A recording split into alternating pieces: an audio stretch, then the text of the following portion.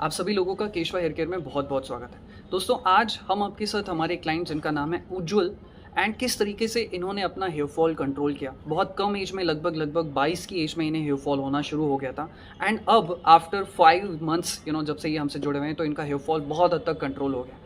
पहले जहाँ इन्हें 200-300 हेयर फॉल्स डेली बेसिस पर हुआ करते थे और उसकी वजह से इन्हें बहुत ज़्यादा स्ट्रेस हो गया था एंड अब इनका हेयर फॉल बहुत हद तक कंट्रोल हो गया। पहले जहाँ इन्हें 300 प्लस या 200 प्लस हेयर फॉल होता था, अब वो मुश्किल से 4, 5, 6 तक आ चुका है।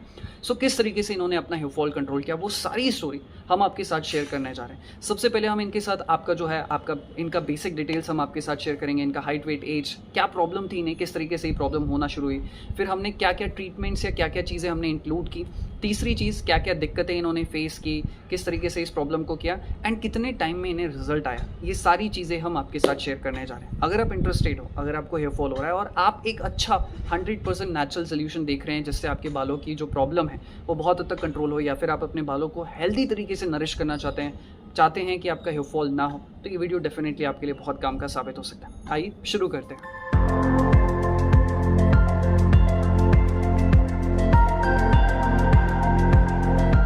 सबसे पहले हम आपके साथ शेयर करते हैं इनकी बेसिक डिटेल्स। इनकी जो हाइट है वो लगभग 5 फुट 4 या 5 फुट 5 इंच के बराबर थी।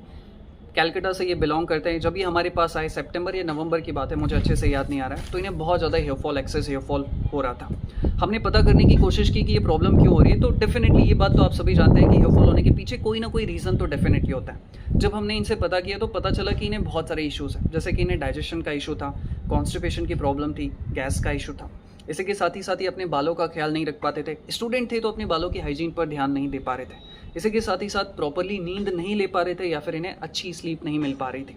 और जब हमने इनका डाइट भी चेक किया तो वो भी कोई बहुत खास नहीं था। तो ये कुछ रीजंस थे जिसकी वजह से हमें समझ में आया कि शायद इन्हें हेयर फॉल हो रहा होगा। अब देखिए दोस्तों, इन सारी चीज़ों को समझने के बाद हमें ये चीज़ आसानी से समझ में आ गई कि इनकी बॉडी में कौन सा दोष इम्बैलेंस है। इनकी बॉडी में बेसिकली वात दोष इम्बैलेंस था, जिसकी वजह से इन्हें ये सारी प्रॉब्लम्स हो रही थी। वात दोष होता क्या है, देखिए मैं आपको थोड़ा सा क्लियर करता हूँ जो भी लोग न्यू हैं। अकॉर्डिंग टू आयुर्वेदा हमारी बॉडी में 3 तरह की एनर्जीज होती है, जैसे कहा जाता है वात दोष, पित्त दोष और कफ दोष। ये 3 एनर्जीज होती है जो कि हमारी पूरी बॉडी को चलाती है। जब ये दोष हमारी बॉडी में इम्बैलेंस होते हैं तब जाके हमें हेयर फॉल या हेयर थिनिंग जैसी प्रॉब्लम होती है। तो इनकी बॉडी में हमें जो सिम्टम्स दिखाई दे रहे थे वो थे वात दोष के। वात दोष के सिम्टम्स क्या होते हैं कि अगर आपको स्लीप अच्छी नहीं आ रही है, आपकी बॉडी स्लिम है, आपका डाइजेशन का प्रॉब्लम है, तो ये सीधे तौर पे हमें ये बता रहा था कि इनकी बॉडी में वात दोष इम्बैलेंस है एंड अब हमें उसे बैलेंस करना था। अगर हम उसे बैलेंस कर पाए तो फिर हम उनकी प्रॉब्लम को सॉर्ट आउट कर सकते हैं। अब हमने जो इनके लिए सोल्यूशन बनाया वो सोल्यूशन मैं आपके साथ शेयर करता हूँ। सबसे पहले हमने सिर्फ और सिर्फ 3 चीज़ों से ही स्टार्ट किया। मैं आप लोगों को बता दूं, अगर आपको लग रहा होगा कि यार कुछ मैजिक होगा, कोई अलग सी चीज़ कोई ऐड की गई होगी, कुछ समथिंग नया कुछ होगा, ऐसा कुछ भी नहीं था। हमने बहुत ही बेसिक चीज़ों से स्टार्ट किया। हेयर फॉल होने के पीछे कोई ना कोई तो रीज़न होता है। आपका अच्छा खान पान नहीं होना, आपकी स्लीप का खराब होना, यही सारे तो रीजंस होते हैं। सो 3 चीज़ें हमने स्टार्ट की जो कि हमें लगा कि सबसे ज़्यादा ज़रूरी है। सबसे पहली चीज़, क्योंकि ये हॉस्टल में रहते थे तो हमने इनके बॉडी के कंपोजिशन के अकॉर्डिंग और जो चीज़ें हॉस्टल में अवेलेबल हो सकती थी उस तरीके का इन्हें डाइट प्लान प्रोवाइड किया, जिससे इनकी बॉडी की न्यूट्रिशन की नीड फुलफिल होना शुरू हो जाए। और साथ ही साथ हमने यहाँ पर केशवा की हेयर न्यूट्रिशन टैबलेट ऐड की। देखिए आज की डेट में हमें बालों को नरिशमेंट इसलिए भी नहीं मिल पा रहा है क्योंकि जो हम फूड कंज्यूम कर रहे हैं उसकी न्यूट्रिशनल वैल्यू उतनी ज़्यादा नहीं। ऐसे में हमें कुछ ना कुछ सप्लीमेंट ऐड करने की ज़रूरत होती है। केशवा हेयर न्यूट्रिशन में बालों के लिए जिस भी न्यूट्रिशन की ज़रूरत है, चाहे वो अमीनो एसिड्स हों जिससे हमारे बाल बने होते हैं। आफ्टर ऑल देखा जाए तो हमारे बाल प्रोटीन के बने होते हैं और ये जो प्रोटीन बना होता है ये अमीनो एसिड से बना होता है। साथ ही साथ ओमेगा बालों की हेल्थ के लिए बहुत ज़्यादा जरूरी है और विटामिन मिनरल से मिलकर बना हुआ ये केशवा हेयर न्यूट्रिशन 100% नेचुरल है। तो ये चीज़ें हमने ऐड की और इनकी बॉडी की कंपोजिशन के अकॉर्डिंग डाइट तैयार किया जो कि इनके शेड्यूल के साथ प्रॉपरली कोप अप हो सकता था। पहली चीज़। दूसरी चीज़, हमने इनके लिए एक हाइजीन रूटीन तैयार किया। जैसा कि आप यहाँ पर देख सकते हैं इनकी बॉडी में वात दोष इम्बैलेंस था, तो यहाँ पर आप देख सकते हैं वात दोष इम्बैलेंस वालों के लिए एक बहुत अच्छा रूटीन है जिससे वो अपने बालों को नरिश भी कर सकते हैं, अपने बालों की जो प्रॉब्लम है इसे दूर करने के लिए। अगर आपको भी वात दोष इम्बैलेंस है तो आप भी इस प्लान को फॉलो कर सकते हैं। और इसी के साथ ही साथ हमने इनसे रिक्वेस्ट की कि ये अपना खुद का एक रूटीन तैयार करें जिसमें सुबह से लेकर रात तक कितना टाइम ये स्टडी में लगाएंगे, कहाँ पर लगाएंगे, इनके खाने का वक्त, इनके सोने का वक्त, ये सारी चीज़ें हमने तैयार की। एंड ट्रस्ट में हमने सिर्फ और सिर्फ फर्स्ट मंथ में इन्हें ये 3 ही चीज़ें रिकमेंड की। और साथ ही साथ हाइजीन रूटीन को मेंटेन करने के लिए हमने इन्हें केशवा का हेयर शैम्पू और हेयर नरिशिंग ऑयल ऑफर किया। हमने हेयर शैम्पू क्यों ऑफर किया, आप लोगों को लग रहा होगा कि हम यहाँ पर कोई प्रमोशन कर रहे हैं, बट मैं आपको बता दूं कि ये शैम्पू और ऑयल बनाए ही इसलिए गए ताकि आपको नेचुरल चीज़ें प्रोवाइड हो। मार्केट में अगर आप देखेंगे अगर आपको कोई शैम्पू मिल रहा है तो उसमें झाग को बनाने के लिए सल्फेट ऐड किया जाता है और ये सल्फेट हमारी स्कैल्प को नुकसान पहुंचाता है। इससे ड्राइनेस की प्रॉब्लम और ज़्यादा बढ़ जाती है। केशवा का जो हेयर शैम्पू ये 100% नेचुरल है, इसमें कोई झाग का या फिर कहीं सल्फेट का, पैराबेन का इस्तेमाल नहीं किया गया। और केशवा का जो ये हेयर नरिशिंग ऑयल है ये बहुत ही कमाल का है। ये नेचुरली आपकी स्कैल्प को नरिश करने में मदद करता है, डैंड्रफ की प्रॉब्लम को दूर करता है, बालों को नरिश करने में बहुत ज़्यादा मदद करता है। इसमें भृंगराज है और इसमें सुपर लाइट। बहुत सारे लोग कहते हैं कि जो हर्बल ऑयल होते हैं वो बहुत ज़्यादा हैवी होते हैं, उनकी सेंट अच्छी नहीं होती है। आप इस ऑयल को ट्राई करके देखिए। इसमें जोजोबा ऑयल है, ये बहुत ही लाइट है और इसकी जो नेचुरल सेंट है, जो इसकी अरोमा है, वो आप लोगों को बहुत अच्छी लगेगी। तो इस तरीके से हमने सिर्फ और सिर्फ ये 3 ही चीज़ें रिकमेंड की। यहाँ पर मैं एक चीज़ आप सभी लोगों से कहना चाहूँगा, हम यहाँ पे डेफिनेटली प्रोडक्ट को ऐड किया है, इसलिए हम आपको बता रहे हैं। ये कोई प्रमोशन नहीं है, जो चीज़ें हमने ऐड की वो आपको बता रहे हैं। अगर आप इन चीज़ों को ना लेना चाहें तो भी कोई इशू नहीं है, एटलीस्ट आप इन 3 चीज़ों पर अपने लेवल पर भी काम कर सकते हैं।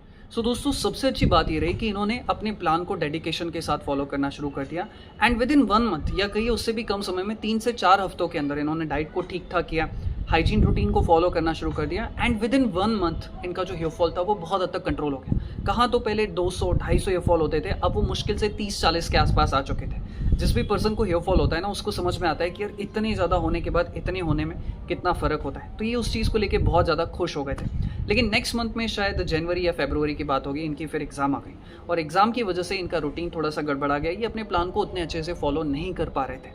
10-12 दिन की एग्ज़ाम, फिर उसके बाद ये छुट्टियों में कहीं बाहर जाना, घर जाना। एंड हमने इन्हें कांटेक्ट करने की कोशिश की बट शायद ये कांटेक्ट में भी नहीं थे या फिर किसी कारण से बात नहीं हो पाई।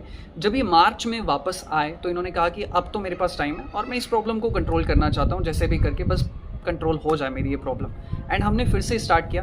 जो पहले 3 चीज़ें हमने की थी वो तो हम कंटिन्यू कर ही रहे थे, इसी के साथ ही साथ हमने इसमें योगा भी ऐड कर दिया। जितने भी हमारे क्लाइंट्स होते हैं हम उन्हें योगा प्लान या फिर बेसिक फिटनेस का रूटीन ज़रूर शेयर करते हैं, जिसमें योगा, कार्डियो और थोड़ी सी स्ट्रेंथ ट्रेनिंग ज़रूर होती है, जिससे आपकी बॉडी को नरिशमेंट मिले, ब्लड सर्कुलेशन अच्छा हो। कई दफ़ा लो ब्लड सर्कुलेशन होने की वजह से भी हमें हेयर फॉल होता है, इसलिए अगर आप वर्कआउट करते हैं, योगा करते हैं तो आपके बालों को ज़्यादा से ज़्यादा नरिशमेंट मिलता है, ब्लड आपकी स्कैल्प तक पहुँचता है और ब्लड में सारे न्यूट्रिशन होते हैं। आप कुछ भी खा रहे हैं, अगर आपकी स्कैल्प तक ब्लड नहीं पहुँच पाएगा प्रॉपरली तो उस ब्लड में न्यूट्रिशन होता है वो आपके बालों को नहीं मिल पाएगा। तो ब्लड सर्कुलेशन इंप्रूव होना, अच्छी तरह होना बहुत ज़्यादा ज़रूरी है। और साथ ही साथ हमने 2-3 चीज़ें और ऐड की, जैसे कि नस्य करना।